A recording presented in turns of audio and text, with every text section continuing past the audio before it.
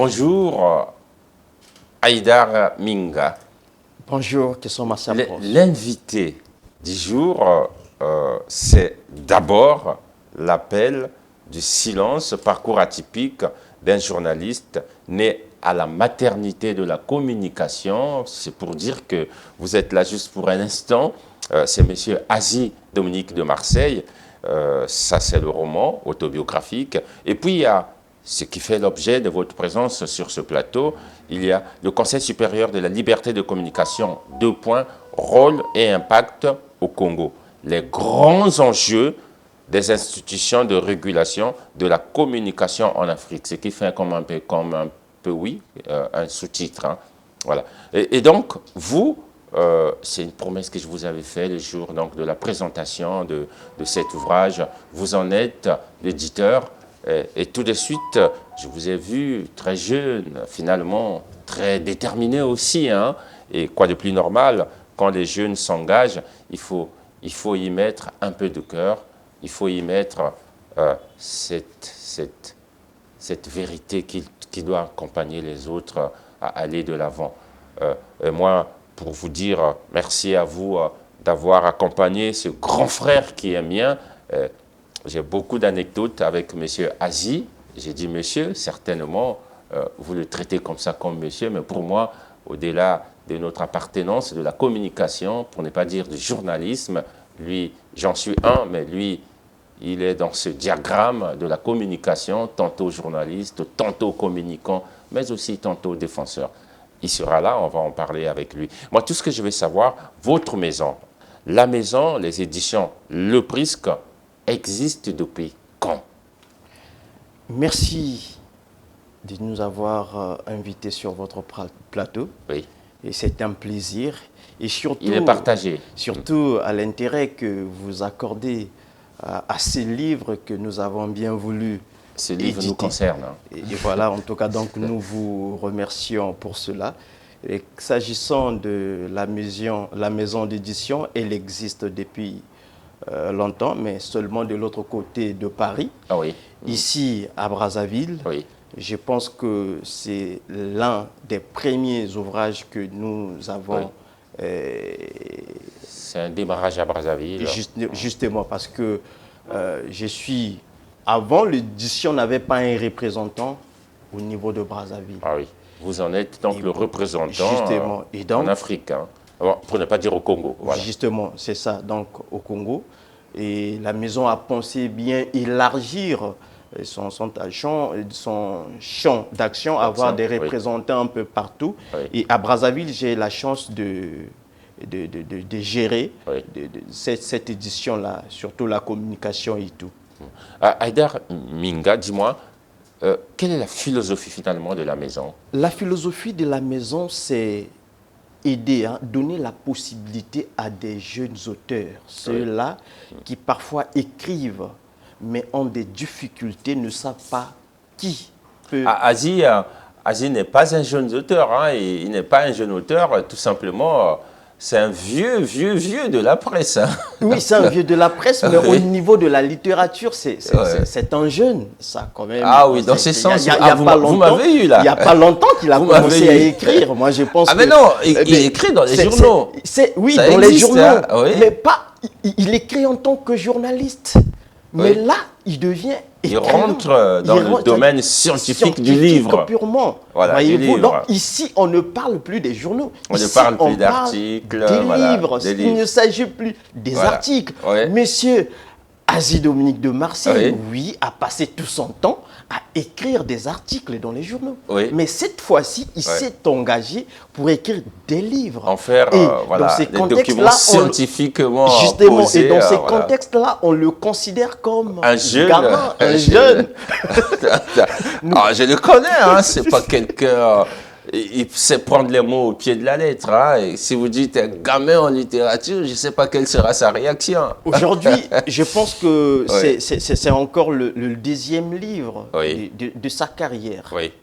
Donc là, je pense qu'il ne peut pas quand même dire qu'il est doyen ancien, au vu le nombre des ouvrages.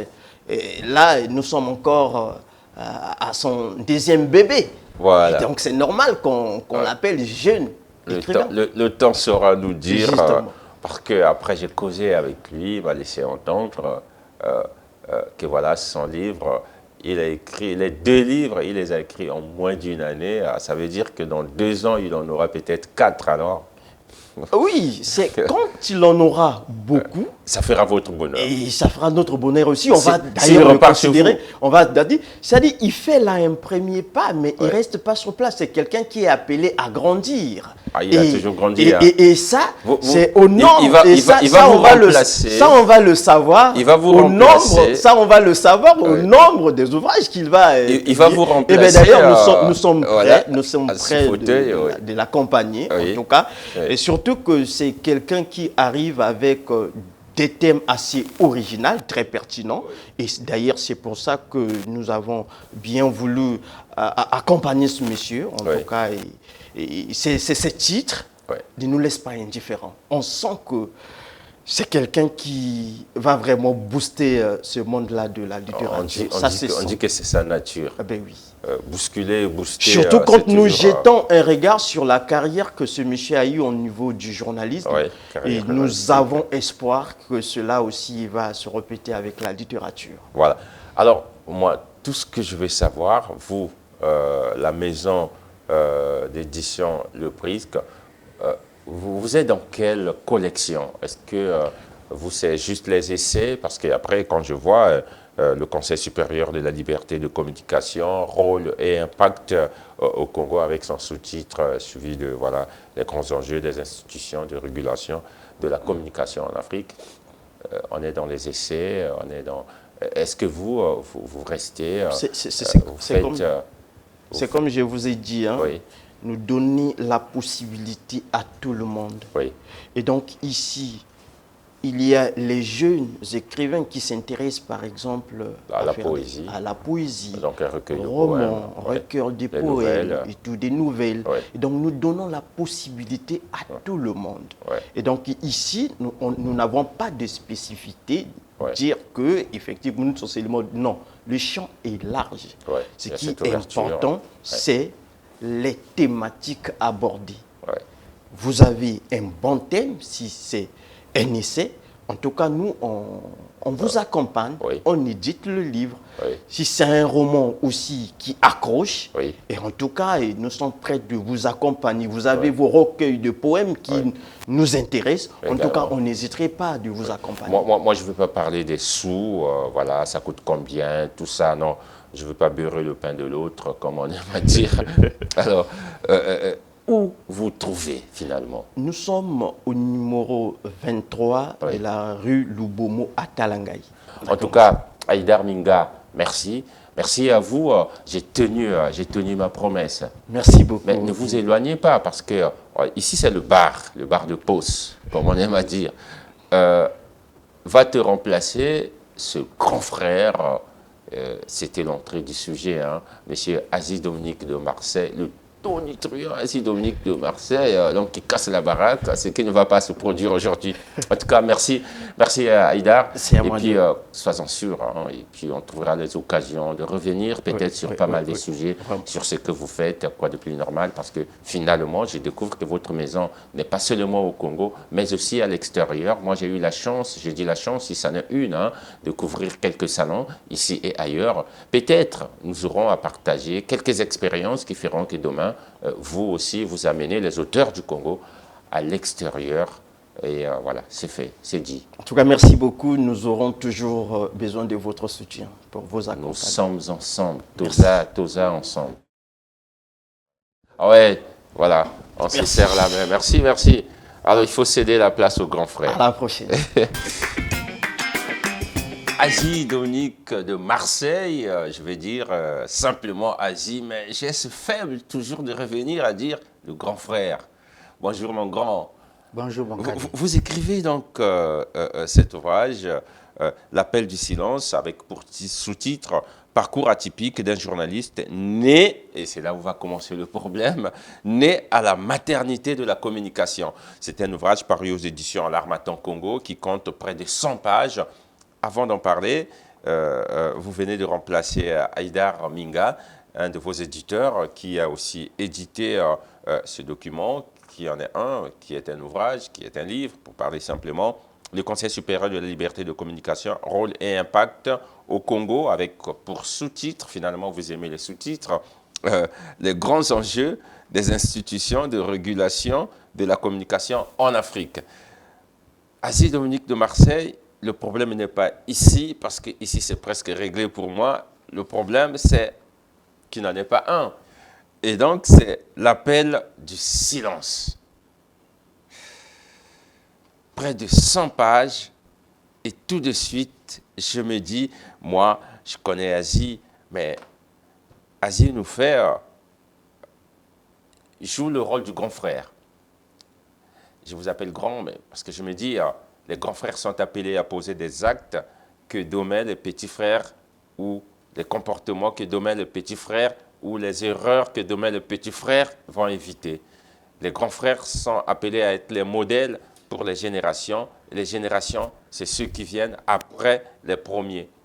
Et ce livre est une preuve d'un grand frère qui pense, je voulais parler de la descendance, mais poser l'acte, c'est s'inscrire dans le temps et dans l'espace.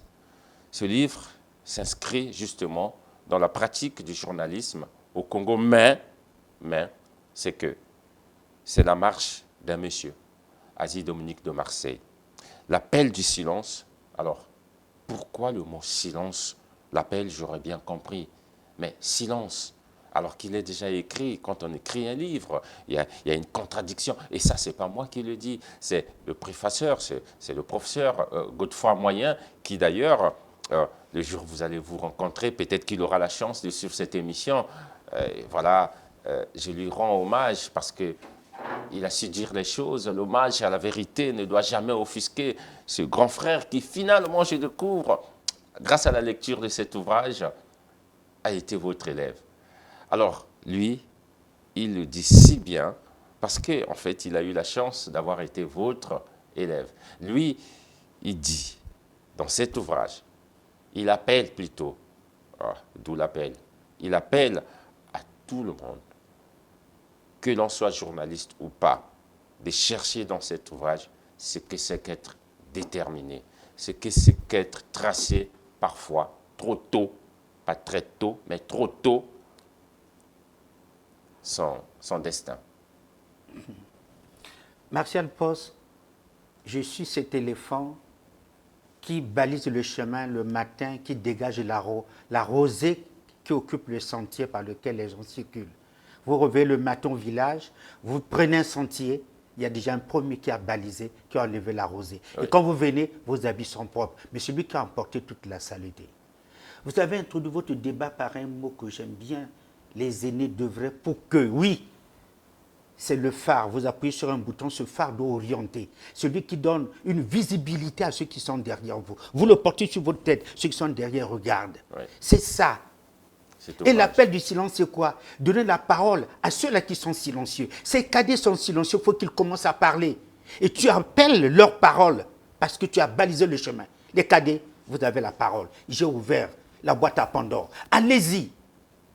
C'est ça l'appel du silence. Donne la parole à ceux qui n'ont pas la parole. Donne la parole pas seulement aux institutions qui gèrent la République, qui ont suffisamment la parole, mais à ceux qui vivent cette République qui est gérée par les institutions. Donne la parole à ces jeunes qui arrivent, qu'importe le métier, ils ne sont pas que journalistes, qui sont inscrits à l'école. Le premier jour, je mets pied à l'école, le maître Jean Descambi pose la question. Et ça, c'est capital. Vous êtes mis à l'école, que serez-vous demain? Il pose cette question à tous ceux qui sont inscrits. Qui revenait, voilà, qui revenait souvent comme le refrain d'une chanson que ferez-vous demain? À tous les élèves. C'est pas possible. Voilà. Je dis, mais attends, mais on m'inscrire aujourd'hui. À 6 ans. À 6 ans. Et vous en 1960. Attends, nous sommes en 69 là. Oui. Je suis à Mokeko. Mon père a affecté. Moi, je ne suis pas encore né. Hein. Pas du tout. Mon père a affecté là. Oui. Il est instituteur là-bas. Et puis voilà, on me met à l'école. Il pose la question. Et tout bêtement, comme je suis journaliste, je veux devenir journaliste. Comment est-ce possible? Comment c'est possible? Oui. Est-ce qu'à 6 ans, On sait ce que c'est que le journaliste. Ouais. Est-ce qu'il est autorisé? Dis donc, journaliste, les gens disent ici qu'ils veulent enseignants, ils veulent être infirmiers, ils vont être... Parce que c'est le métier qu'on vit facilement. Ouais. En 1969, le journaliste n'est pas un métier très connu, huppé dans la cité, aimé par tout le monde. Comment on appelle ça? Applaudi. Quel est ce jeune garçon dans un coin reculé comme Ouesso, 15 km, Mokeko, 15 km de Ouesso, éloigné de Brazzaville? Encore que dans ces années-là, on disait c'est des bourgades perdues. Voilà, on ne peut pas penser que le journaliste existe. Et même quand il existe, c'est les métiers de haut niveau. Le métier populaire, c'est l'enseignement, c'est la santé. Et lui, il dit journaliste. Et ce monsieur Dekambi qui enseigne depuis des années, c'est la première fois qu'un enfant dit va faire journaliste. Il dit, mais attends, journaliste, nous sommes en 69 et nous sommes à Ouesso, c'est pas à Brazzaville. Il ne voit pas la télé. Il ne voit même pas la télé. Il sort d'où, c'est bon. Il sort d'où? Il a vu ça où? Il a entendu ça où? Oui. Et voyez-vous, donc, ça sort de ce néant. Et je me suis dit, non, ça là, c'est sûr que je n'ai pas ça. C'est là où j'ai dit, je n'ai jamais choisi d'être journaliste. Voilà. Mais je suis né avec. Parce que né pour le dire avec. en 69, à 6 ans, il faut bien que vous portez les germes de ce métier en vous. J'étais partagé avec cette formule. Je suis le journaliste est en moi. Est-ce que, moi je voulais dire, mais est-ce que le grand frère n'allait pas dire, Asie Dominique de Marseille, que c'est le journaliste qui est venu à moi? Vous qui avez la magie des mots, j'en pensais déjà, on va en parler. Est-ce que j'ai tort de penser comme ça? Non, vous n'avez pas tort. Non, pas du tout. Vous savez, les mots, c'est des morts qui sont enterrés au cimetière du dictionnaire. Oui. Et quand je prends ces morts, je leur inocule le venin de la plume. Oui. Et ces morts se mettent en mouvement. Un mot dans un dictionnaire, il dort, il n'a pas d'action, il est inactif. Et moi, je m'en vais les reveiller dans le cimetière du dictionnaire. Donc, et j'inocule donc le venin de ma plume. Oui. Alors les mots se mettent en mouvement. Oui. Et avec le mot, je peux le façonner. Avec un mot, je peux en faire un petit croissant pour le petit déjeuner le matin. Oui. Je peux créer avec le même mot une bombe pour exploser une république. Oui. Voyez-vous? Oui. Avec le mot, je peux créer un biscuit qui fait chanter un enfant. Donc le mot, je le façonne. Que je dise que le journalisme est venu en moi, je n'ai jamais choisi d'être journaliste, il est venu en moi, oui. On peut en parler, on peut tourner le mot dans tous les sens. Oui. Mais l'expression fondamentale, c'est qu'à 6 ans, on ne peut pas choisir. Non. Choisir veut dire qu'on maîtrise, on voit le pour et le contre, et on fait un choix. Il y a la dose de la raison. Voilà. Oui. Et là, c'est pas possible. Je dis non, je suis né avec. Et voilà pourquoi le sous-titre dit parcours atypique d'un jeune né à la bataille de la communication. Je suis atypique. Voilà, atypique. Oui. Est-ce qu'on peut vivre à Ouesso, je dis bien à plus de 1000 km de Brazzaville, où la télévision, en 1969, la télévision, la radio, les médias ne sont pas aussi populaires, aussi connus dans l'arrière-pays. Qu'un enfant inscrit à l'école en 69 décide d'être journaliste, qui n'est pas un métier populaire comme l'enseignement, comme la santé et comme l'armée, bien les autres métiers. Alors, c'est étonnant. Ça émane du génie. Voilà, ça émane de l'extraordinaire. Oui. Et l'enseignant dit, ça fait 20 ans que j'enseigne, c'est la première fois qu'un enfant me dit qu'il va être journaliste. Ce n'est pas un métier qu'on regarde comme ça. Et je dis non, finalement, je suis né avec les jambes du journalisme. Je n'ai pas choisi d'être journaliste, c'est le journaliste qui est venu en moi. Parce qu'on ne peut pas l'expliquer à cet âge-là. Voilà. Et puis quand je sors de là, je m'en vais. Parce que quand vous dites ça, cette chose est en vous. Et je fais l'école primaire, je finis. Oui. Quand j'arrive, je commence à écrire des courriers, j'arrive au collège. J'ai dit, écoutez, mais j'entends un grand monsieur de ce pays qu'on appelle Gisèle Gabio. On ne peut pas suivre la radio sans être marqué par ces personnes. Et vous lui adressez ce courrier. Il avait une émission qui s'appelle Courrier des auditeurs. J'écris, j'ai dit, je suis en 5e là. Claude Bivois, je voilà. crois. Oui. J'ai dit, mais comment on fait pour être journaliste? Et ce monsieur, pour moi, c'était un gros bonheur qu'on dise. Avec Claude Bivois, c'était voilà. Les cocos. Oui. Imaginez que je suis un jeune petit garçon. J'ai déjà quitté Ouesso, je suis à Evo, en 5e au Cégep Benza, comme il dit Devo. Et nous avons reçu la lettre d'un certain Asie Dominique. Je dis, mon Dieu, c'était pour moi ma lettre, lui, à la radio. Oui. Mais c'est extraordinaire, ce petit garçon. Tu le dis là. Ma lettre à moi, lui, à la radio. Oui. Il dit, mais je vais lire sa lettre. Il demande comment est-ce qu'on fait pour être journaliste. Et je Gabio reprend pour dire, il n'y a pas un chemin déjà balisé. Déjà balisé. Tout conduit au journalisme, mais attention, on a plus... Voilà. Les études littéraires donnent plus de possibilités d'élever le journalisme.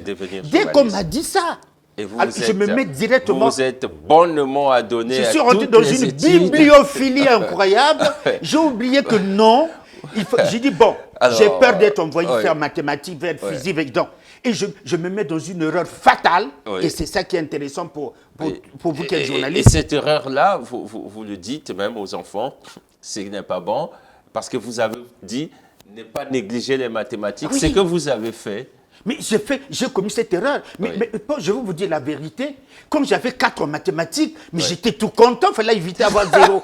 4 en mathématiques. J'étais l'un des élèves les plus idiots de ma classe en mathématiques. Non, pas idiot, je vous retire ce mot-là. Oui, mais je le dis comme ça. Oui. Parce que autant je suis sévère avec les autres, je suis sévère avec moi-même. Mathématiques, sciences physiques, c'était pour moi idiot. J'ai négligé cela à partir de la 4e. Négligeant les maths, négligeant les sciences, parce que j'avais peur d'être orienté dans une matière scientifique, loin de faire du journalisme. Mais j'oubliais qu'on ne peut pas être journaliste au collège ni au lycée.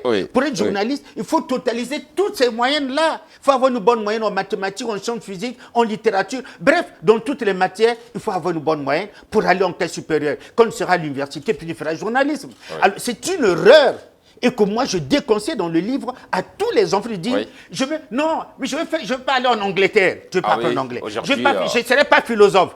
C'est complètement débile que de penser comme ça. Pour faire une carrière, il y a une base non négligeable. Il y a une base qu'on ne peut pas éviter. Parce que la constitution de notre intellect, on nous amène tous ces rudiments-là. Les maths, la littérature, tout.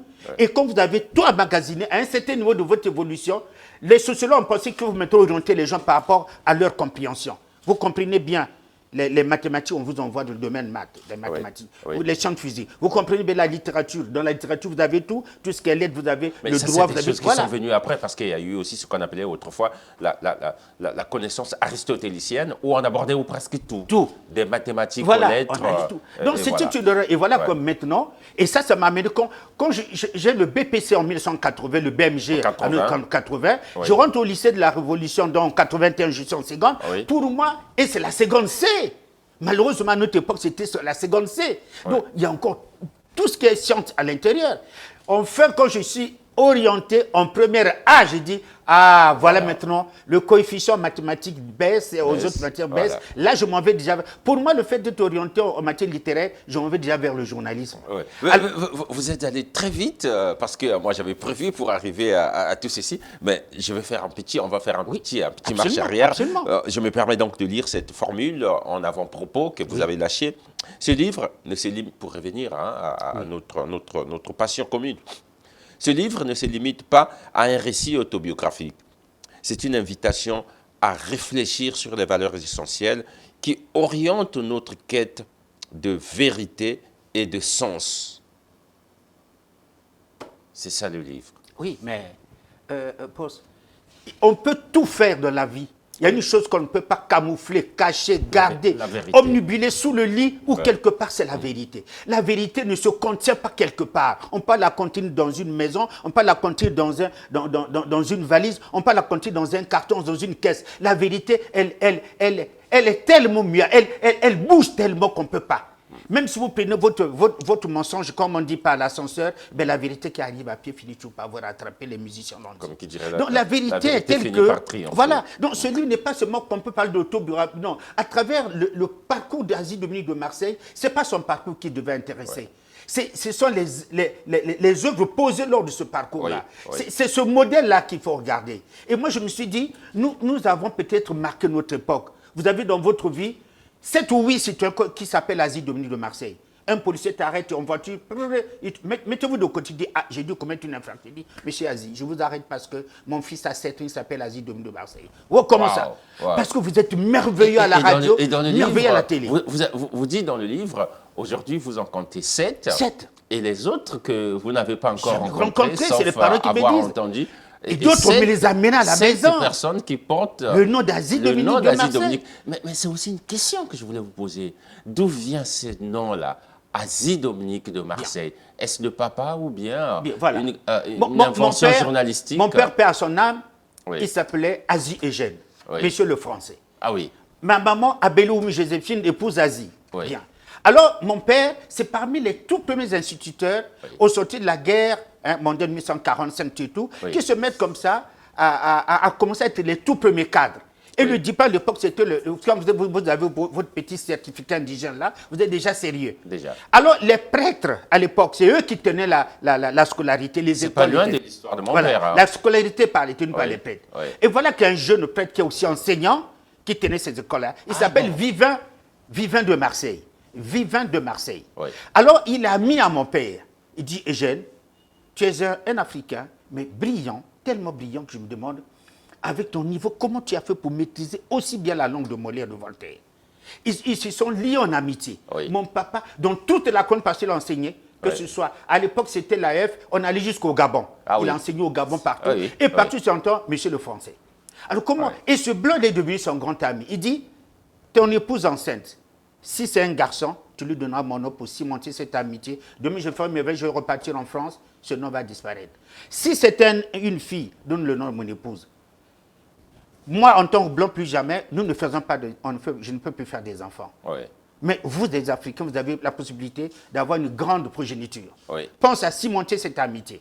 Et quand je grandis, mon père me dit, que tu l'aies mis dans ton acte de naissance partout ou pas, ce nom, tu ne dois pas l'enlever parce que c'est un symbole d'une amitié. Oui. Et je dis, mais c'est un blanc, dit, l'homme n'a pas de couleur. Mon père me dit ça. Ouais. L'homme n'a pas de couleur, mais est incolore et même inodore. L'homme n'a pas de couleur. L'universalité de l'humanité ferait qu'on ne se dit pas que c'est un Asiatique, c'est un Français. Non, l'homme est l'homme. Ouais. Et je ne vais pas revenir sur un autre qui dit que l'homme est un loup pour l'homme. Il faut qu'évidemment l'homme évite d'être un loup pour l'homme. Ouais. On ne peut pas humaniser l'humanité si nous pensons que l'arc-en-cialité de la peau humaine, de la peau, devrait être un obstacle. Non, il faut bien qu'il y ait des noirs, des blancs, des jaunes et même des rouges. Cette arc-en-cialité fait la beauté de l'espèce humaine. Et l'humanité devrait continuer à s'humaniser et non à se déshumaniser. Et mon père dit, n'enlève jamais ça. Tu seras célèbre. Même si dans l'arc j'ai mis Asie Dominique, tu porteras toujours dans ta plume Dominique de Marseille parce que tu auras rendu service à cette parole que j'ai donnée à un ami. Il dit un homme, c'est sa parole qui compte. Ce n'est pas sa veste, ce n'est pas son argent, c'est la parole qui fait l'homme. J'ai donné ma parole à cet homme. Tu seras toute ta vie Asie Dominique de Marseille. Ça me fera pour moi, au fin fond de là où je ne pourrai pas en paix. Alors pour les gens qui nous suivent, on donne tous ici la réponse à cette préoccupation, parce que ça en était une. Voilà. Asie Dominique de Marseille porte le nom donné par son père. Ce n'est pas un caprice journalistique. Hein. Donc mon père c'est Asie Eugène, et moi c'est Asie Dominique. Il a mis de Marseille, qui est le nom de son ami. Voilà. Et je porte ça comme ça. Il dit, dans ton âge j'ai mis Asie Dominique, mais partout tu signeras. Il faut ajouter de Marseille parce que tu feras honneur à ce monsieur-là. Parce que j'ai donné ma parole. Parce que je veux que ce soit ça. Ne dis pas que c'est un blanc. Il y en a qui disent, c'est quel nom c'est blanc? Il y en a qui disent, mais il se prend pour qui?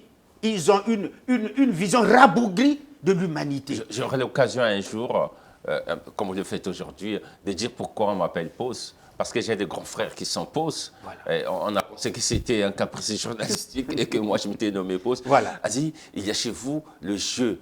Quoi de plus normal? C'est un ouvrage, c'est un roman autobiographique. Vous parlez de jeu. Le jeu revient souvent, mais le jeu de grandeur, le jeu de l'aisance, le jeu de celui qui veut poser un acte. Est-ce qu'aujourd'hui, je peux me tromper, je me dis, en disant jeu, Asie ne dit pas c'est le moi égoïste. Oui, je peux assumer cet égoïsme-là. Oui. Parce que le parcours qui est le vôtre, il n'est pas le parcours de tout le monde. Voilà. Chacun a ses spécificités. Oui. Vous ne pouvez pas écrire une forme d'autobiographie et mettre le nous. Non, c'est ta vie à toi, tes expériences, tes échecs, tes réussites. Oui. Donc tu te mets dans cet égoïsme de la vision. Voilà. Elle n'est pas populaire, elle est unique en son genre. Elle est originelle, c'est à toi. C'est ce parcours-là. Ouais. Et à travers ton parcours, à ce jeu-là, se trouve mixé des nous.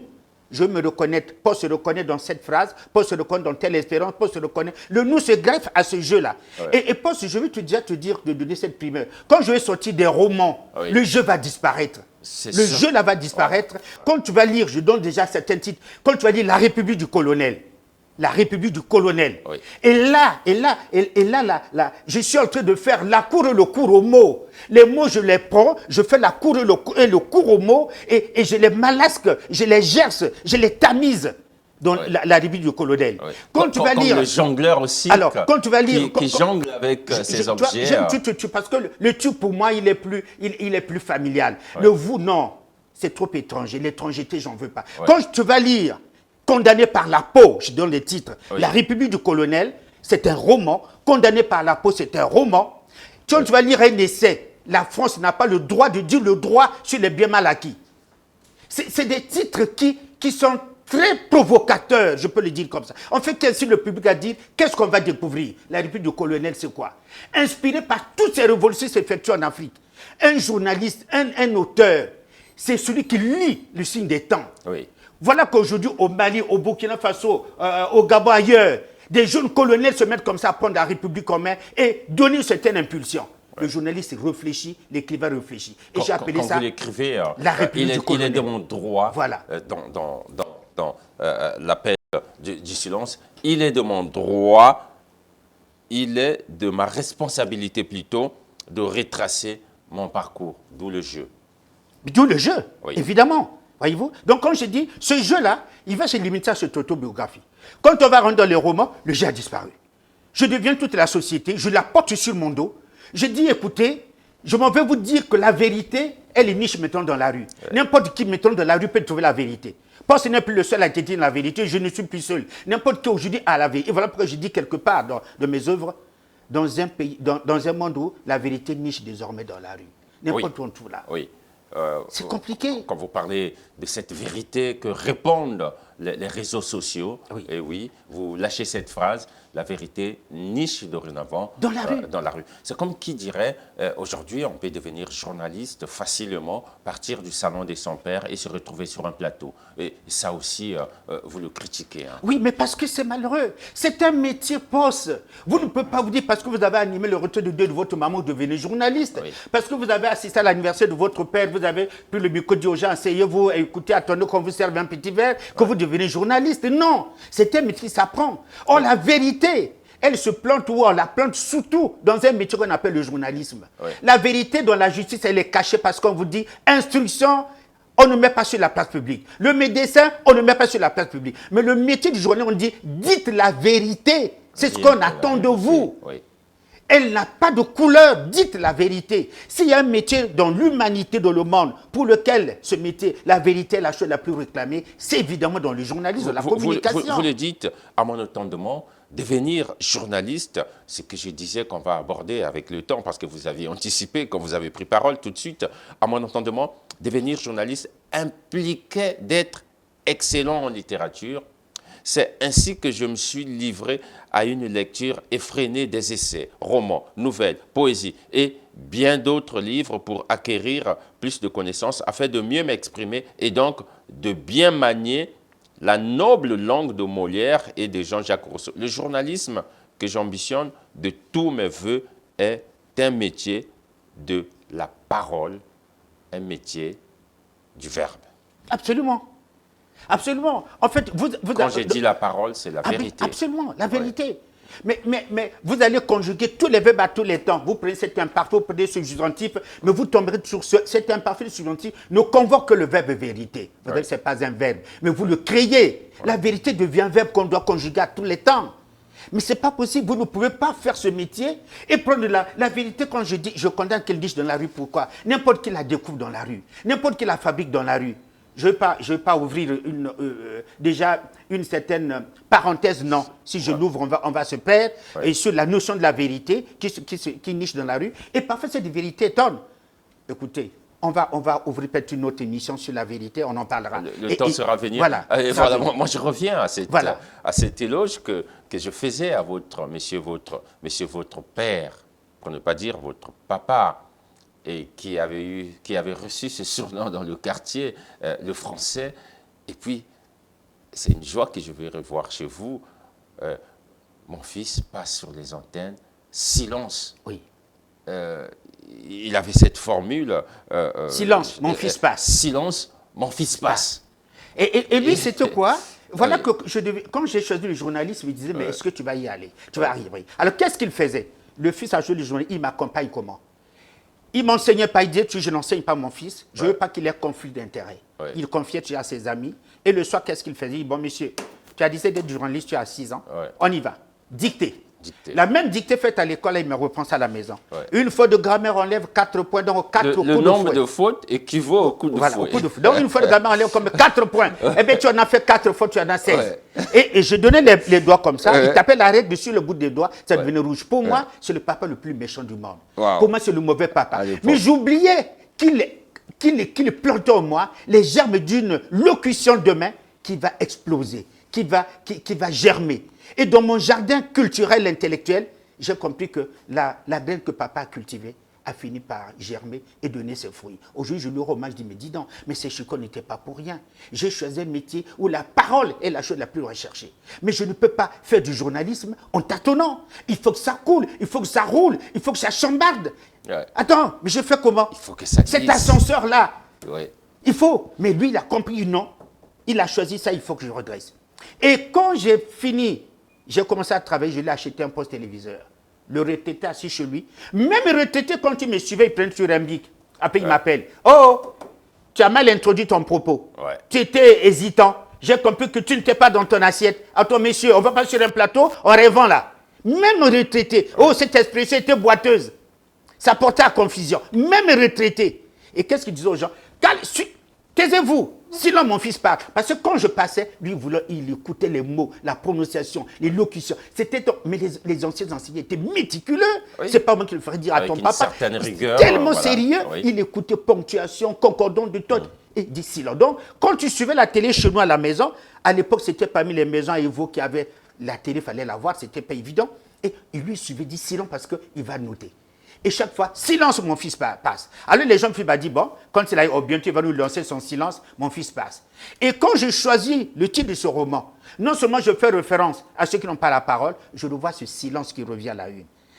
Pour rendre hommage à cet homme qui a fait de moi ce que je suis, silence. Silence. Voilà. L'appel du silence. L'appel du silence. Il appelait tout ce silence-là. J'appelle votre silence parce que mon fils parle. Il appelait le silence, l'appel du silence. Voilà, vous comprenez mon astuce, comment nous sommes arrivés là. Alors, il appelait tout le silence, l'appel du silence. Mais silence, quand on rentre dans les pages du livre, il y a aussi cette partie, j'oublie la page. Silence, c'est le 6e. Oui. C'était dire quoi? C'est le fils du 6e. Ah. Voilà. Ah ouais, voilà. Alors, ça c'est dans l'émission. Page 33. Voilà, l'émission. C'est l'émission, un coup de foudre, plus de tubes, moins de pubs. Voilà. Avec Aziz le fils du 6e. Bien. Alors, les gens souvent regardaient. Quand on regarde le monde a combien de continents? 5. 5, oui. Bien. Et le 6e continent, c'est Asie.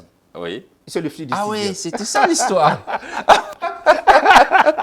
Asie, c'est comme Asie, le continent. Mon père, je fais la révélation, nous arrivons. Mon père ne s'appelle pas à la naissance Asie. Il s'appelle Asiyi. Asiyi veut dire ça a été fait. Asiyi, ça a été fait. En bon français, on dit tout est accompli. C'est déjà fait, on ne fait plus. C'est déjà fabriqué, on ne fabrique plus. C'était Eugène Asiyi. Alors, dans la manière d'écrire et de prononcer, lui enseignant, quand il entendait des noms aux sonorités barbares, linguistiques difficiles, je peux me dire l'élocution blédard, il a franchisé son nom pour dire l'enseignant ou l'ami qui prononce mon nom n'a pas à tergiverser. Asiyi, non. Il a coupé tout, Asie. Il a enlevé les 2 Z d'Asiyi. Il a laissé un seul S. Il a enlevé le I et ça fait Asie. Et quand il a vu Asie dans ses études, il savait qu'il y a un continent qu'on appelle Asie. Alors il dit, écoutez, ça va ressembler à ça. Et d'Asiyi à Asie. Et lui-même. Ce qui veut dire, voilà. J'insiste, on va tomber dans cette redondance. Le nom Asie n'est pas l'invention de Asie Dominique de Marseille. Non. Asie Dominique de Marseille est né Asie. Voilà, est né Asie. De son père. Voilà. Et papa qui s'appelle donc Asiyi à la naissance, va donc écouter, il modifie son nom, il va à l'état civil, dit, c'est plus compliqué à prononcer Asiyi tout le temps, mettez Asie tout court. Et quand il a mis Asie, c'était tellement simple. Ça doit exister au journal officiel. C'était, il repart comme vous faites comme ça, vous repartez dans le journal officiel, vous partez au tribunal, vous demandez pourquoi et on dit, si quelqu'un a des réclamations, en fait, qu'il fasse la réclamation. Il dit, pourquoi? Il dit non, je suis enseignant. Quand je prends les noms des enfants, j'ai du mal à dire, est-ce que les parents peuvent simplifier certains noms? Et le mien, quand on prononçait Asiyi, ça embêtait souvent. Pour moi, c'était plus. Et quand j'ai dit Asie, c'était tellement facile que tout le monde retenait Asie. Oui. Et donc, ACI, qui veut dire tout est accompli en français, tout est accompli, il est déjà fait, on ne peut plus le fabriquer. Prenez-moi comme vous me prenez comme ça, vous ne pouvez plus me fabriquer. Parce que le nom qu'on le donnait, dans notre culture, le nom a un sens. Pourquoi ACI? Son père pense que je l'ai déjà fabriqué comme ça, ne le corrigez plus, c'est un tableau déjà peint et fini. Voilà. Il est déjà comme ça parfait, avec ses qualités et ses défauts. Ce livre, c'est aussi cet enseignant qui termine tout de suite sa formation de journaliste à l'université Marion Gwabi. Vous avez eu votre licence en 1988. Oui. Mais après, attendant l'appel de la fonction publique, pour dire appel comme vous le faites d'ailleurs dans votre titre, vous allez enseigner au lycée. Oui, au lycée, professeur au lycée Drapeau Rouge. À l'époque, voilà, oui. Drapeau Rouge. Je suis passé par là, mais c'était voilà. déjà Qu'est-ce qui se passe? Oui. Alors voilà, nous avons, et ça c'est une très belle leçon à retenir. Oui. Quand on a fait ses études, on attend, dit, j'ai déposé le dossier, j'attends la fonction publique. Oui. On se met à jouer au Angola, on joue au Babi, on parle des musiciens, les Roga-Roga, on parle des footballeurs, les Messi, les Mbappé, on parle de tout, voilà. Et moi, j'ai dit non. Et on passe des oui. semaines comme ça. Oui. Et du coup, c'est comme si on n'a pas appris un métier. J'ai dit non, j'ai appris un métier. Oui. Alors, qu'est-ce que je fais? À l'époque, on avait besoin d'enseignants, les vacataires, ce qu'on appelle les vacataires. Oui. Il fallait avoir une licence pour aller enseigner dans un lycée. Oui. J'ai ma licence en communication. Oui. J'écris et le courrier arrive. À l'époque, le directeur général de l'enseignement secondaire, c'est M. Pierre Nzila. Alors, oui. paix à son âme, qui est ambassadeur du Congo au Gabon, qui est décédé. Oui. Et mon dossier arrive, je suis recruté parmi beaucoup d'étudiants qui ont cherché à l'enseigner. Oui. Et on m'a fait directement au lycée. Appelé volontaire, c'est ça aussi. Oui, c'est ce qu'on appelle en fait des vacataires. Des vacataires. Alors, donc, on m'a fait au lycée du Drapeau Rouge. Et nous faisons tous les lycées pour avoir une formation d'enseignant. Un peu comme une sorte d'imprégnation. Voilà, d'imprégnation. Et j'arrive au lycée de la Révolution où on a presque un mois comme ça passé d'imprégnation. Oui. Et quand je prends une classe, dans cette classe, c'est surtout le professeur moyen actuel. Oui. C'est un jeune élève qui est en seconde et que je prends comme ça avec mon ami tchadien Mamat, avec qui on était ce couple qui enseignait. Et voilà, j'enseigne moyen qui est élève là au lycée de la Révolution. Et je ne sais pas qui est moyen, je ne sais pas, demain, il va être ce professeur de droit, et je l'enseigne à voix doyen, et que je marque vraiment pas ma manière. Et je repars au lycée du Drapeau Rouge, et je continue. Pendant que je suis en train d'enseigner, pour moi, ce n'est pas suffisant. Vous savez, quand vous avez donné beaucoup de temps à bosser, le temps, pour moi, il est encore. Là, j'ai le temps. Qu'est-ce que je fais? Je cherche à pratiquer le journalisme en même temps que j'enseigne. Alors, mais parce que le journalisme, vous le pratiquiez déjà, tout en étant étudiant. Étant étudiant, je suis étudiant. Fait don de votre temps. Bien. Mais puisque à Marion Gwabi, quand j'arrive, les STC sont créés, il n'y a pas de pratique à l'université Marion Gwabi. C'est une école de théorie. Et je me dis, je ne me vois pas flanquer d'une licence. Et je sors là à la fonction publique niveau 3, je ne sais pas ce qu'on appelle un agra, une caméra, un studio, je ne connais rien. Ce n'est pas possible. Et la licence est gonflée, la pratique est nulle. Depuis la première année, j'ai comme ça à Moiti. Je suis reçu par Edmond Fugali qui m'encadre à Moiti. La deuxième année, je m'en vais à la radio. Je suis reçu par Albert Lebanda qui m'encadre à la radio. Et les autres. Et ensuite la télévision. Et après, je dis, bon, je m'en vais repartir à la radio. Et je propose de travailler bénévolement. Mongo Slim est directeur du Nord. Très bien. Mais on vous engage, vous animez déjà bien avec Albin. Albin donnait-lui une tranche. Albin Lebanda m'a formé. Et du coup, j'ai pris l'animation et je commence. Quand on me suivait à la radio, on pensait que j'étais fonctionnaire. Je dormais toujours à l'université. Ça, c'est ce que nous pensions. Voilà, fonctionnaire, non. J'étais toujours étudiant au campus. Il y a un campus à Bayardel. Là, j'avais ma chambre là à Bayardel. Et j'allais toujours à la radio animer. On pense que j'étais fonctionnaire. Non, c'est l'étudiant qui est en deuxième année, en troisième année, qui est en train d'animer à la radio. Donc, je faisais et la pratique et la théorie. Ce qui fait que quand j'ai fini, le jour de mon intégration, pendant que les autres passent au stage, je suis en train de gérer le stage. C'est-à-dire, on a fini ensemble, je suis votre encadreur en stage. Alors, comment? Parce que un stagiaire qui est appelé à encadrer les stagiaires. Donc, bon, monsieur Azi, le directeur Monsibo, encadre tes amis pour leur dire, voilà un collègue qui a commencé avec vous, après la terminale, première et deuxième année, mais il est venu faire sa pratique. Aujourd'hui, on lui demandait d'encadrer ses amis. Plus outillés. Plus outillés. Les autres donc, les amis arrivaient, ils découvraient le micro, ils découvraient le studio. C'était mon milieu. J'étais là comme un poisson dans mon étang. Tranquille, je les recevais. Et je me mets à les encadrer. Ils rigolent. Attends, on est ensemble, on a eu la licence ensemble. Oui, ici, c'est moi, je vous encadre. Parce qu'évidemment, il y a ça. C'est moi qui vous reçois. En même temps, j'enseigne au lycée. En même temps, je suis à la radio. Oui. Voyez-vous, le jeune qui est ambitieux, et c'est pas tout. Je me dis, bon, écoutez, je ne peux pas que rester là. Un an après, il faut continuer. Il faut attendre la fonction publique. Mais la fin, je ne l'attends pas. J'ai encore du temps, je vais créer le journal Le Choc. Comment je fais? Oui. Sans argent. Je voulais arriver là. Et c'est la partie qui m'intéresse énormément parce que j'ai vu les jeunes dans la salle et j'ai trouvé ça très astucieux.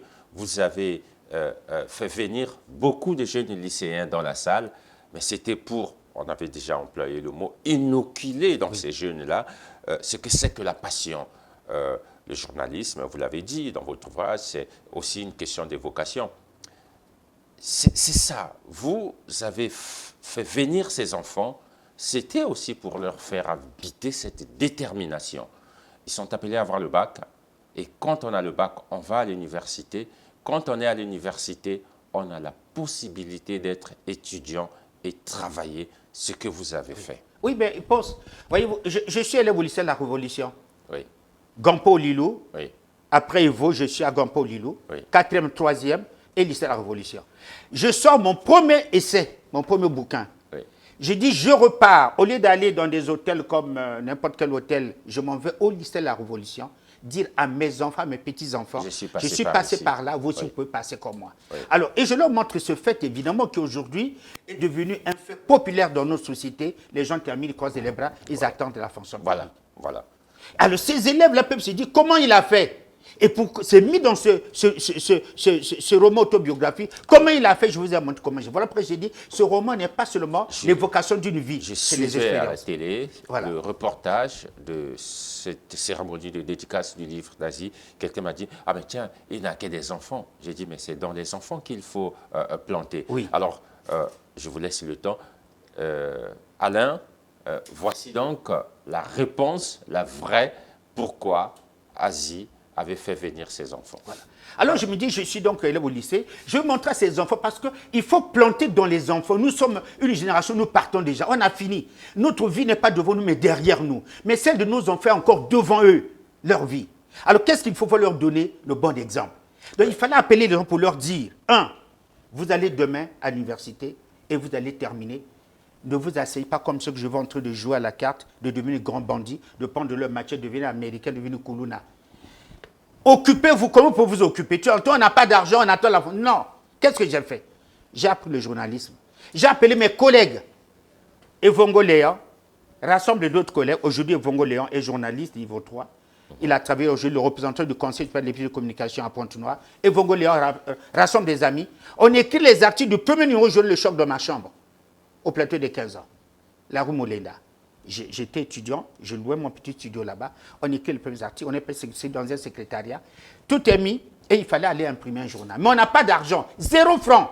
Je dis bien 0 franc. Grâce à Alors qu'est-ce que je fais? Je donne cet exemple. On a rédigé. Pour rédiger, entre nous, personne n'a besoin d'argent. Écoutez, sacrifions-nous. On écrit, on a terminé, mais on a fini qu'on fait, dit, bon, donnons-moi ça.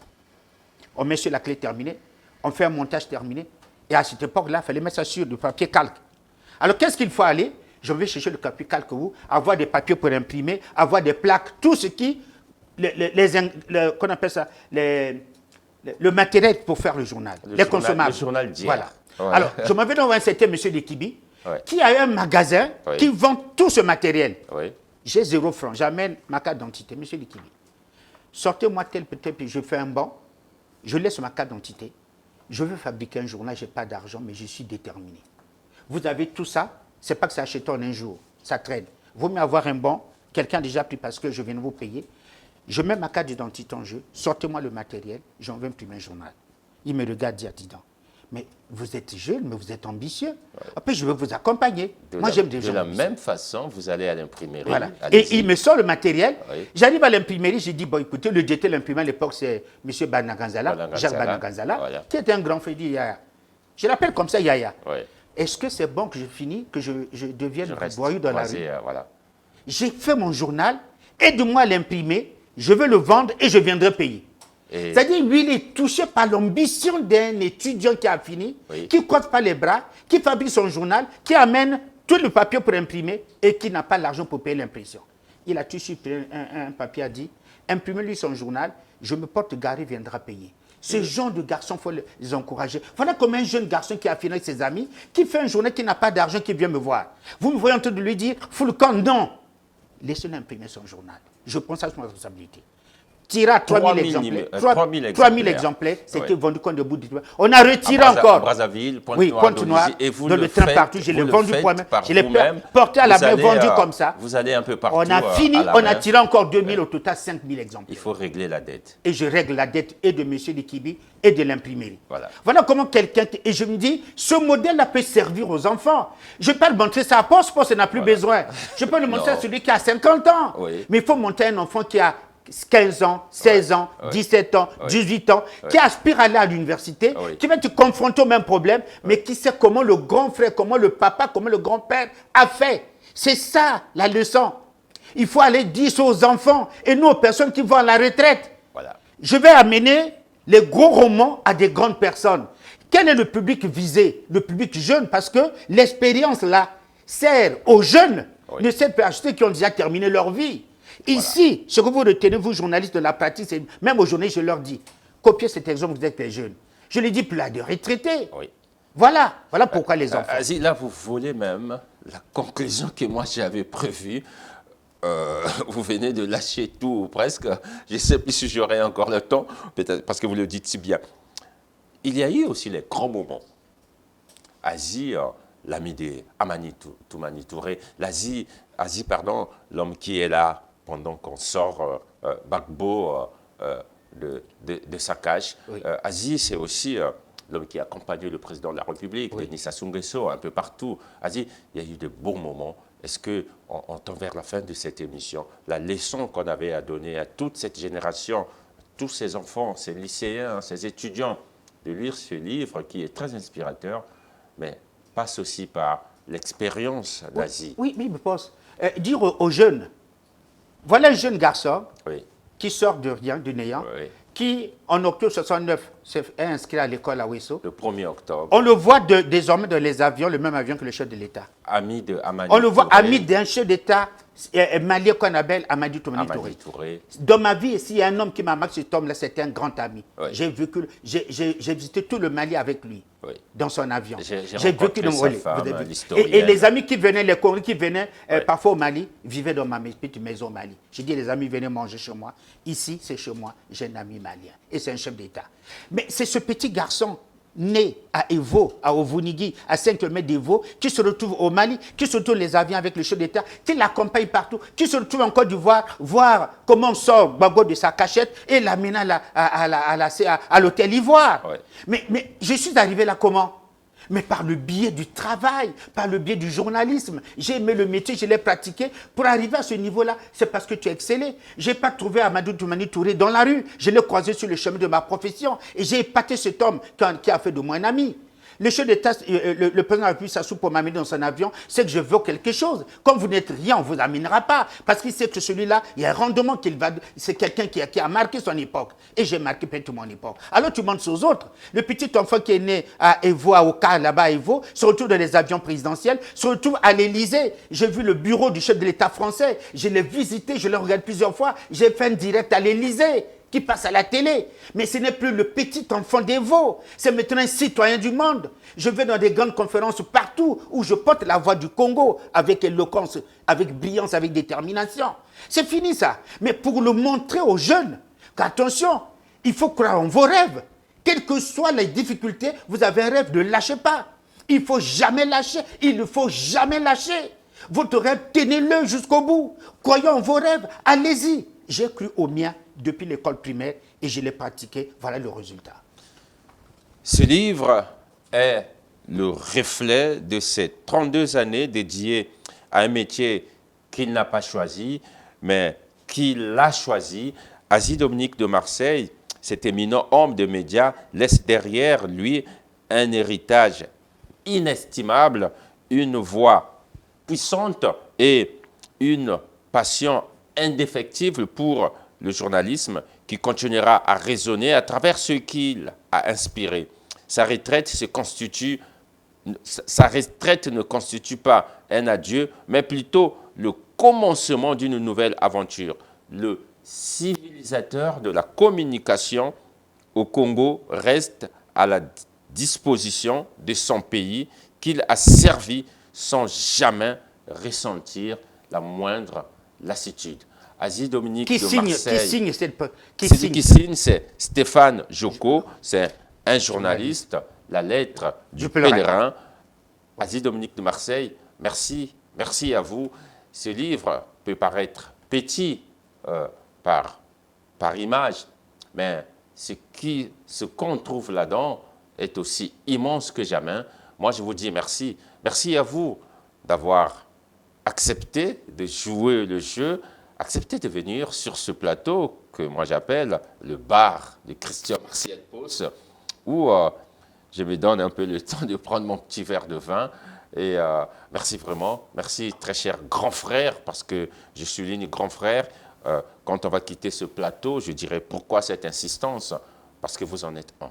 Oui, mais Martial Pos, je vais quitter ce plateau, mais tu appelles, j'ai préféré grand frère, et cet hommage-là, je le rends.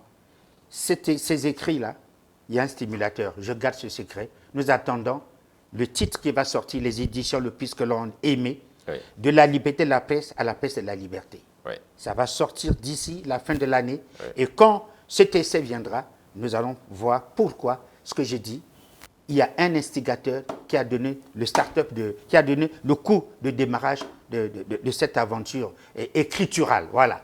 Comme on dit, l'hommage à la vérité ne doit jamais offusquer. On va attendre ces jours. Merci, très cher René. Merci vraiment d'avoir joué le jeu. Merci. Et puis, voilà, attendons tous le jour, mais accompagnons-nous. Merci beaucoup. Merci.